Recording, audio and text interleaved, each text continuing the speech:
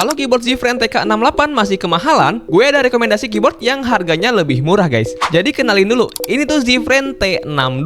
Punya layout yang lebih kecil dari Z-Friend TK68, tapi masih tetap fungsional karena punya Rocky di bagian kanannya. Untuk koneksinya, keyboard ini menggunakan USB Type-C yang pastinya udah kalian dapat juga di paket pembeliannya. Buat kalian yang suka banget sama RGB, ini keyboard bakal cocok banget sih. Karena keycapsnya ini udah tembus RGB kayak gini guys. Jadi kalau kalian ngetik di tempat yang gelap, itu masih tetap kelihatan ya untuk huruf-huruf di keycapsnya. Dan di bagian belakangnya ada tambahan backlight lagi, yang bikin tampilan keyboardnya jadi makin cakep. Nah untuk varian Z-Friend T62 ini, dia udah punya dua varian switch. Yang gue pegang ini tuh pakai red switch ya. Untuk sound typingnya kurang lebih kayak gini guys.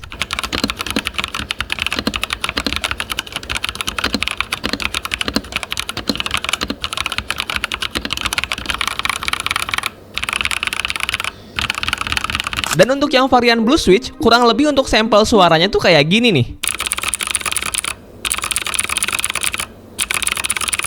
Buat kalian yang suka modif keyboard atau punya switch nganggur di rumah, ini keyboard juga bisa banget nih buat kalian modif-modif. Tapi ingat ya, kalian harus cari switch yang variannya itu 3 pin juga.